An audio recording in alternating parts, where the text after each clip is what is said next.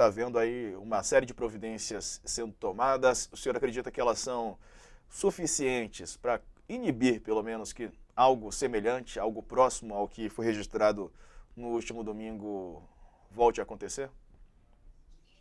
Bom, é claro que essas medidas todas têm que ser adotadas, as coisas precisam ser feitas com a maior transparência possível. Agora, se elas são suficientes, este é um exercício de adivinhação muito grande. Eu acho que por trás disto tudo, dos acontecimentos das últimas horas, eu acho que eu particularmente tenho muitas dúvidas, muitas dúvidas. Este decreto, a maneira como ele foi apreendido, quem participou disto, quem não participou, eu acho que é tudo muito nebuloso.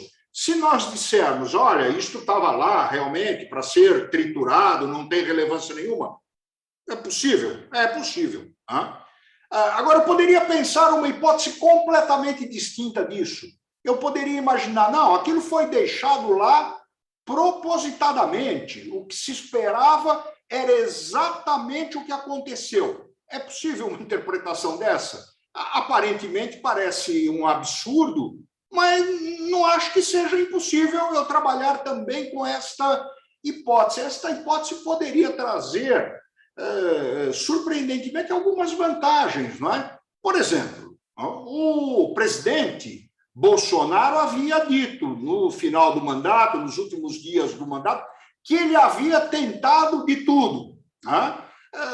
Saiu do Brasil, entre os seus correligionários, esta imagem ou esta fuga, digamos, do país pegou mal para alguns setores e uma carta como essa, ou um decreto, um documento como esse, pode, por exemplo, ajudar o presidente Bolsonaro, o ex-presidente Bolsonaro, a dizer, olha, tanto eu tinha tentado tudo isso, como pegaram aquele documento, enfim, pode ser um tiro no pé, mas pode ser também uma justificativa perante o seu público radicalizado.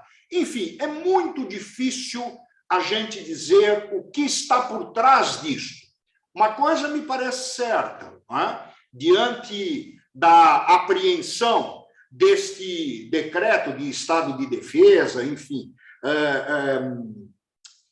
é que nós estivemos a uma distância muito pequena de um golpe de Estado.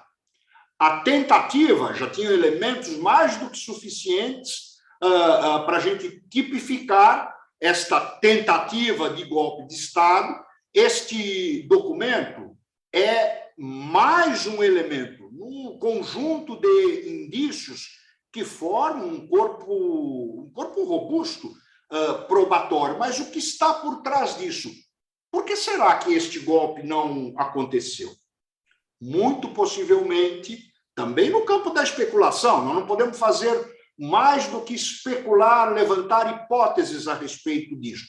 Muito possivelmente, nós tivemos no interior das Forças Armadas divisões, e uma maioria que, afinal, prevaleceu com juízo, com bom senso e com um mínimo de apego à legalidade, recusou-se a embarcar na ideia do golpe. É uma hipótese. Se isto aconteceu, eu não tenho elementos para comprovar esta avaliação. Mas é possível que se tenha esta impressão. Afinal de contas, foi o que prevaleceu.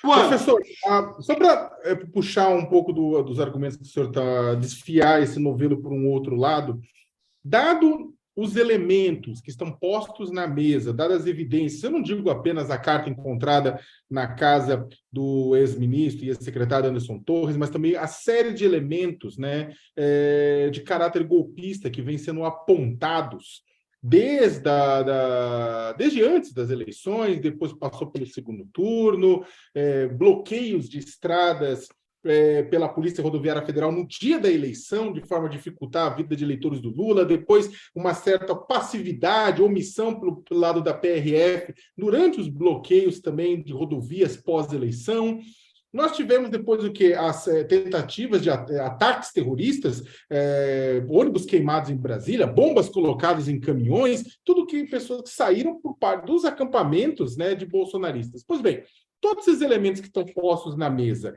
eles contribuem para uma punição do presidente Jair Bolsonaro, e aí por punição eu coloco 2 pontos, tanto algum processo eleitoral que acabe na inelegibilidade, quanto um processo de caráter criminal?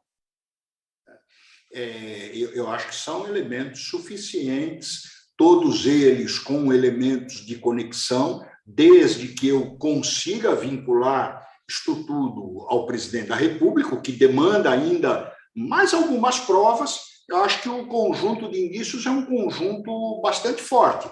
Bom, qual é o indício que eu tenho de que o sujeito que colocou uma bomba lá no caminhão, no tanque, ele estava vinculado ao Bolsonaro? Eu tenho uma prova de conexão do presidente com aquele ato? Não, não tenho. O presidente, inclusive, condenou aquele ato, então não posso generalizar.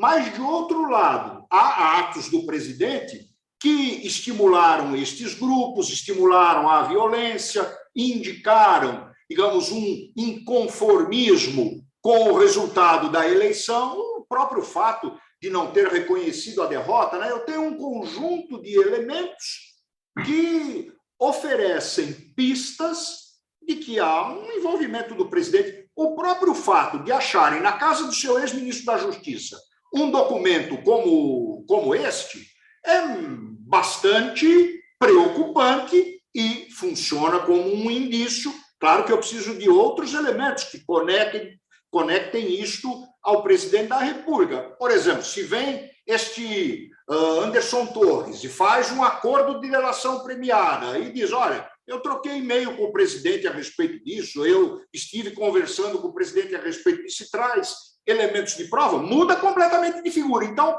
falta muito pouco para que isto fique absolutamente caracterizado. A impressão que se tem é de que existe um envolvimento, mas isso tudo demanda um pouco mais de prova. A simples existência daquele documento não é o suficiente para conectar o ex-presidente Bolsonaro a uma ilicitude. Professor, sobre Augusto Aras, a gente mostrou agora há pouco a fala do Procurador-Geral da República, né? Ele foi omisso ao longo de todo esse período em que já se constatava, como o Sakamoto fez ali uma sequência de acontecimentos e ele não agiu. Agora, é claro, age, mas quero te ouvir qual avaliação o senhor faz da condução de Augusto Aras, de toda essa sequência de fatos, né, de acontecimentos. De fato, enfim, está agindo tardiamente, mas acho que as medidas que está tomando neste momento sejam as medidas adequadas. Poderia ter feito coisas parecidas com isto, já deveria ter feito coisas parecidas com isto há muito tempo. Tardiamente, vem tomando medidas, nas últimas horas, medidas que me parecem acertadas. Mas ao longo dos acontecimentos? Não, ao longo dos acontecimentos, uma atitude pautada por muitas omissões, por uma tolerância demasiada com circunstâncias, com atos, com atitudes absolutamente incompatíveis com o Estado democrático de direito, na minha maneira de ver. Professor,